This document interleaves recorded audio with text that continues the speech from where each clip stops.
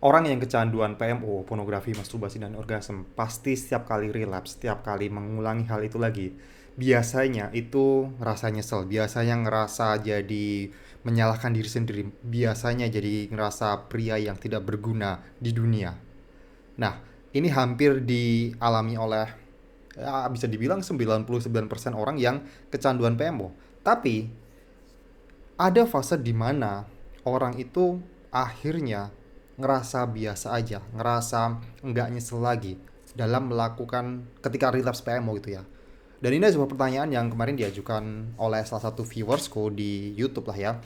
Bang, aku baru saja gagal relapse, tapi aku ngerasa biasa aja dan gak nyesel lagi. Itu kenapa ya gitu ya? Dan aku pengen jawab ini dengan dua versi. Karena gini, bagaimana aku nggak bisa nyimpulkan, aku nggak bisa ngejudge di sini karena ada dua kemungkinan kenapa kamu itu nggak nyesel, kenapa kamu itu merasa biasa aja. Karena jujur aku pernah ngalamin hal seperti itu, tapi itu adalah sebuah pertanda positif yang ku alami. Kenapa? Karena gini, aku berikan alasan kenapa itu ada sebuah hal yang positif dulu ya. Hal positifnya adalah ketika aku relapse dulu, itu aku nggak nyesel karena di situ aku udah mulai memaafkan diriku. Aku udah mulai, ya udahlah, relapse coba lagi, udahlah, relapse coba lagi. Kalau dulu awal-awal mengenal Novep, aku pengen 30 hari, aku pengen coba 90 hari, tapi kemudian di hari ketiga, bahkan di hari besoknya itu relapse lagi. Itu ngerasa ngerasa nyesel banget, ngerasa bodoh banget. Dan itu sering aku alami. Dan ketika di akhir-akhir masa recovery itu aku nggak ngerasa nyesel lagi, nggak ngerasa apa ya, udah bisa memaafkan diriku. Ya udahlah, kalau misalnya relapse ya udah gitu loh. Nah, sebenarnya ini sama halnya dengan, karena aku berkutat di dalam dunia bisnis lah ya, jadi sebenarnya Novep dengan bisnis itu sama. Dalam artian gini, kalau orang yang pertama kali nyoba bisnis, pertama kali beginner lah, pemula dalam bisnis, modalnya mungkin ya modal sejuta itu lah. Dengan modal sejuta, pasti pemikirannya gini, nanti ini dalam sebulan jadi segini, terus 2 bulan segini, 1 tahun segini, pasti mikirnya udah bagus-bagus kan. Tapi seminggu pertama, 2 minggu pertama, ternyata bisnisnya rugi, ternyata gagal. Di situ ngerasa sedih banget, karena itu mungkin satu-satunya uang gitu ya. Oke, di situ ngerasa sedih banget, ngerasa bodoh banget, ngerasa ya seperti itulah. Kemudian nyoba lagi, gagal lagi, nyoba lagi, gagal lagi, nyoba lagi, gagal lagi, nyoba lagi, gagal lagi, sampai akhirnya orang itu udah terbiasa dengan gagal, dan ibaratnya itu udah, ya udahlah, coba lagi lah, coba lagi, sampai akhirnya dia berhasil juga. Novep juga sama aja. Di awal-awal itu ekspektasi kita tinggi. Ekspektasi kita tinggi, pengalaman kita belum banyak. Oke, ini dia yang pengen aku katakan pada dirimu. Pengalaman kamu belum banyak dan kamu belum belum memiliki feedback. Dalam artian feedback gini. Proses relapse tiap orang tuh beda-beda. Ada yang gara-gara bosan, ada yang gara-gara kesepian, ada yang gara-gara bosan, kesepian, stres mungkin karena pekerjaan, karena masing-masing tiap orang beda. Aku baru saja menerima konsultasi, ada mahasiswa yang dia itu setiap kali relapse tuh gara-gara stres di kuliahnya. Ada juga yang gara-gara bosan, ada juga yang gara-gara sepian. Jadi masing-masing berbeda gitu. Kalau aku dulu stres karena pekerjaan, karena sempat ya gitu-gitu aja lah dalam karirku, dalam pekerjaanku kayak gitu aja. Jadi pelarian pasti ke situ gitu. Jadi masing-masing berbeda, perlakuannya berbeda.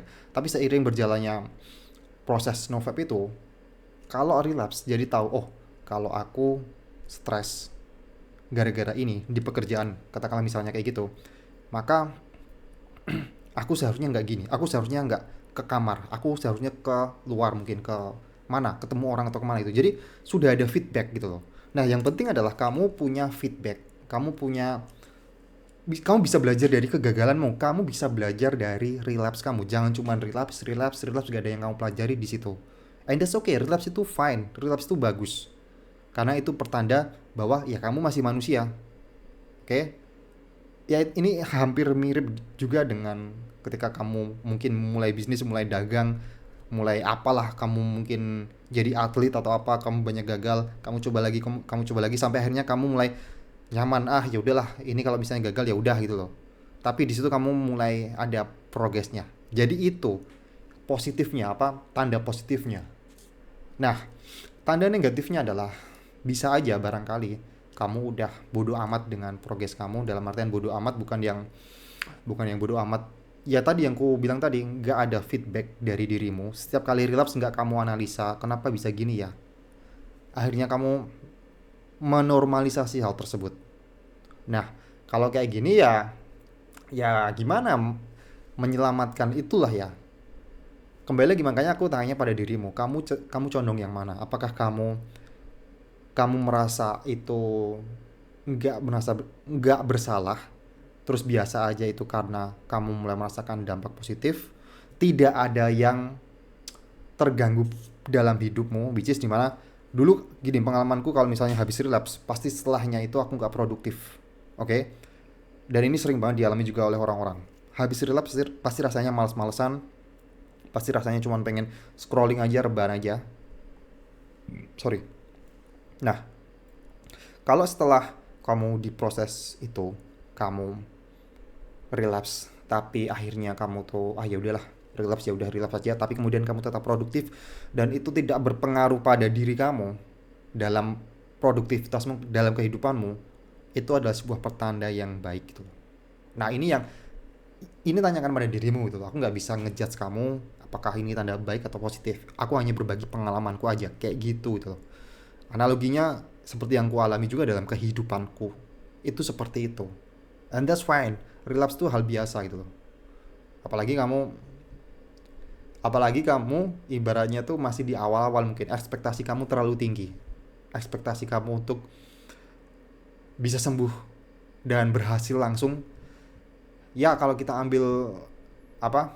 Kita ambil dalam analogi bisnis ya. Ada juga orang yang mungkin percobaan bisnis pertama langsung berhasil, ada, tapi seberapa orang yang kayak gitu loh. Anomali lah gitu ya.